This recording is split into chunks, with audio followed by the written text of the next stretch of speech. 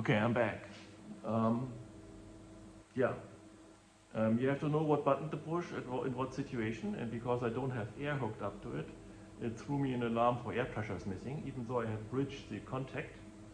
But since the alarm had been there, I have to delete the alarm, otherwise it won't do anything. So now I have activated the machine, which is done with this button here, and then I have to push the X and the Z. And so now it's going into the reference position. Now, contrary to some of the machines I've shown previously, this machine cannot run itself onto the emergency stop switches because the PLC is smart enough to recognize where it is and what direction it has to run in. Now, I don't know why Weiler didn't have it, but Spinner in general seems to have invested a bit more into the integration side of the control. It is generally a bit smarter.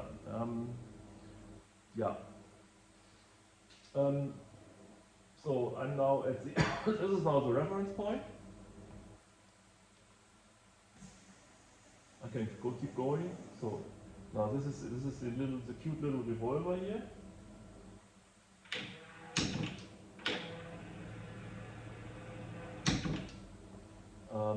Now VDI 16 is really pretty small, so this is not a milling machine. I mean, this is for making holes in odd places, small holes preferably. You cannot put I would think not even a 10 millimeter end mill on this and mill something into hardened steel. I probably wouldn't be doing it. Now, most of these machines, actually all of the machines who have this tray in the front, had as an original equipment a chip catcher, which is installed here in the front, which would fold out and catch the part. It is pneumatically actuated because this machine has a lot of accessory actuators hidden here on down on the right. These are actually air pressure hookups, and these hookups were not only there for the parts catcher, you could hook up anything you wanted to. So many of these machines were delivered with linear tooling, clamped here, all up, linear tooling all here. And you could actually put like an air-powered drill onto the linear actuator, turn it on to an M command, and then you could just drill holes on the face side wherever you wanted to. Because even if it would not be this version with the real-life C-axis, it's the previous versions, they all had the M19 code, which means you can make a directed spindle stop at any position that you wanted to. Well, it would only lock every 5 degrees, but that was even changeable. You could modify a ring at the back, or adjust the ring at the back, and then it would actually lock into a position at any angle that you adjusted it to.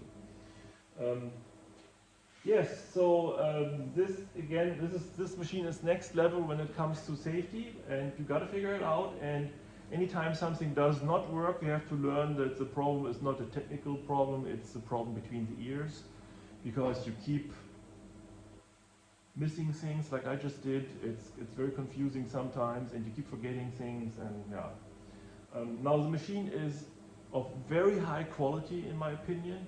It is very, very compact. It is really the dream in any home shop. The problem is that if you go online, there are not too many out there, and if you do find anything, it's going to be like in the 15 to 35,000 euro range from dealers, and those machines will then be from the 2000s later. So now the Sinumerik A10 machines are basically almost unsellable because, again, people do not want to have like a tiny little green screen. That is apparently something that people can't handle, and they apparently also cannot handle that you actually have to program these machines. And it's not going to give you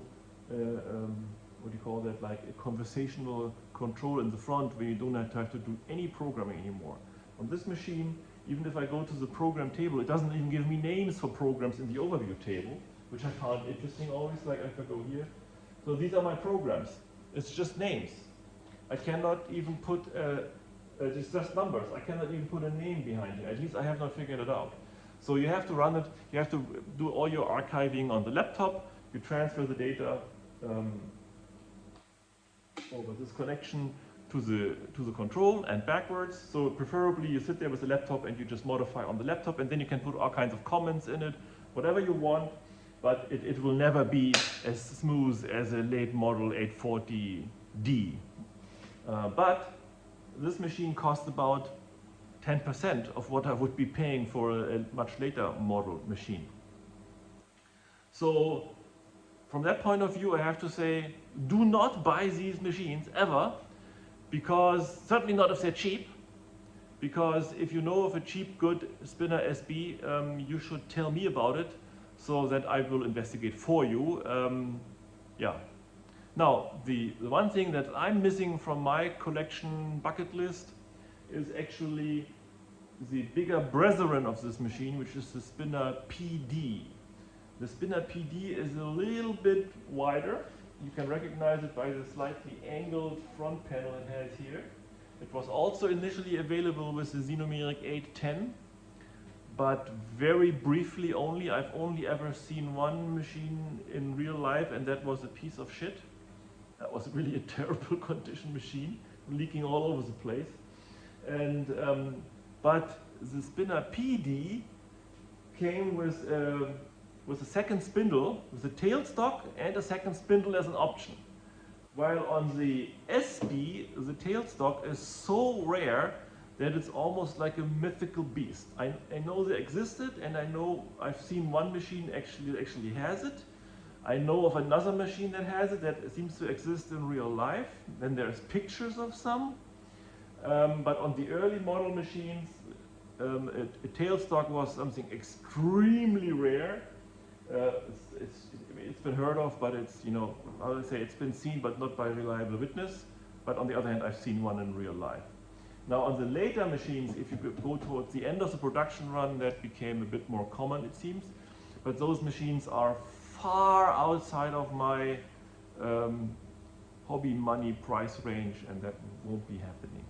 But again, this machine was also available as the bigger version was the PD. It was available with the 810. It was available with the tailstock or a powered counter spindle. So you could actually do part handovers. You could mill a part on the C-axis here, and then this thing would move forward and grab it, pull back, and then you would have a revolver that could actually move on, also work on that side. Now, and then of course you could have it with different types of chip augers. The chip auger would be on the back side, take up a lot of space on that side. So then you're no longer having this extremely cute small machine and it starts to take up a lot of space. And then I think it has a separate hydraulic aggregate, so that also takes up room. So it gets more involved, but I must say a Spinner PD would still be on my bucket list in decent shape.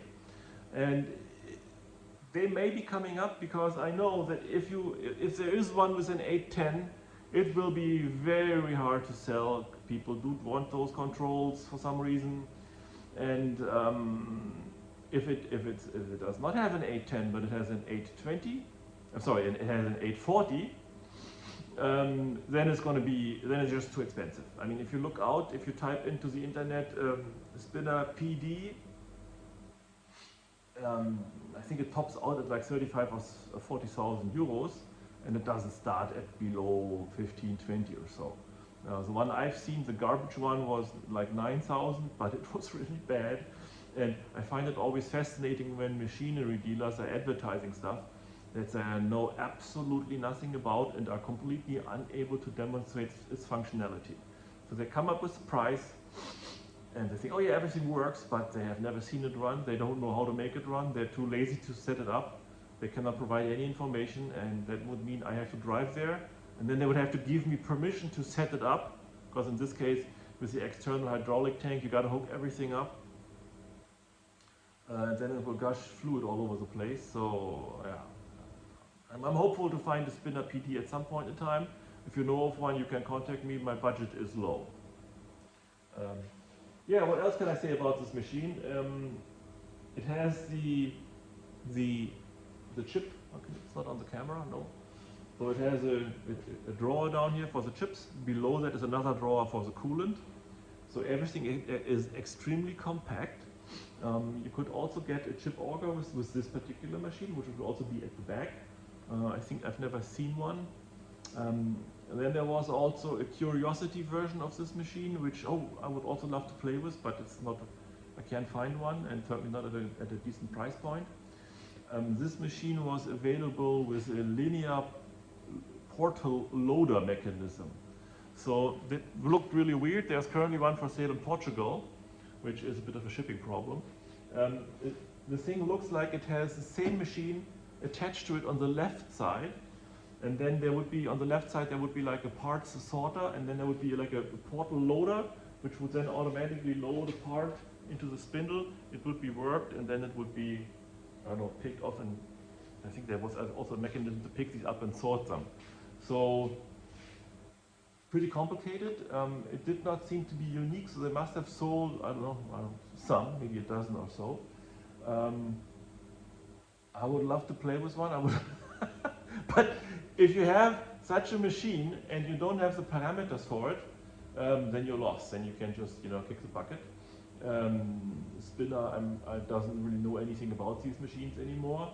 Spinner is not really interested, I think. And it's one of those companies where if you want to buy something from them, first you have to register yourself, you have to give them pictures of your machine, the numbers. I think you also have to give a blood and a urine sample, and then they maybe get back to you to give you the privilege for buying something from them.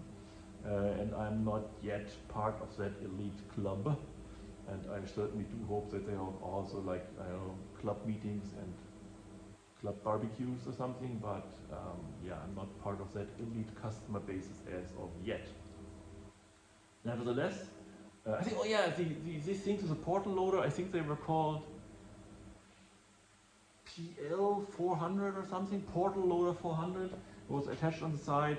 If you know of one of such machine, I would love to have some more detailed pictures. Maybe I would actually be willing to drive 100 miles to look at one. That'd be kind of cool.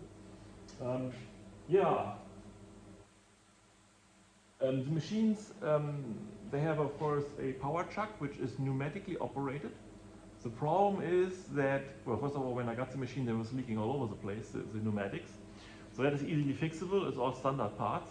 But on the inside of a spindle, there is of course a rotary gasket for the spindle, and that thing is leaking. I still have to investigate this. This seems to be standard over all these spinners. And from what I hear, but I still have to check, that gasket, it's not just a gasket, it's a Teflon coated bushing, is no longer available. But I have not yet given my blood and urine samples to Spinner to actually find out. If that part actually is bad, then I will have to contemplate to try to reproduce it or to get a new coating on somewhere, because I have more than this spinner, and all these gaskets, they're all leaking air, and it really annoys the heck out of me, because it doesn't have to be. I know a guy with a spinner where it does not really leak any air, and I have only a small compressor here in the shop, and it's running all the time, so that's not very enjoyable, and I don't want to spend money on a bigger compressor. Yes. So what else can I say about this? Except that it's really very desirable. I think it's almost a collectible piece of jewelry, these types of machines. I have some more. Maybe I should make a video on the other ones, but they're not as pretty as this one. One of them I have I bought out of a company that was moving, and they really wanted to get rid of it. I think I paid I paid 1,000 euros for it. So yeah, and it looks accordingly. That thing they didn't even know how to operate that thing anymore. There was a previous employee had programmed it, and for the last 10 years it was just making tiny little bushing parts from a bar feeder. So, and then when they moved, they didn't know nothing. And unfortunately they couldn't even find most of the documentation and the tooling and whatnot, because they had moved and it's gone, and they promised me, anyway. So yeah, so I like to buy that kind of crap and make it run. Yeah, I'm crazy. So, now, oh yeah, one more mention. These things have really cool microscopes on them. Just a second, I have one right here.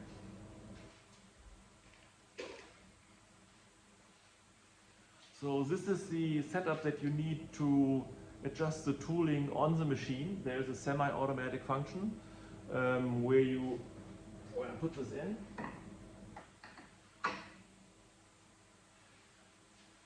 So you have to, there's actually a setup table. On the setup table there is a calibrated block for where you can put your tools in to adjust the center height so that your tool cutting edge is actually exactly in the middle of the workpiece.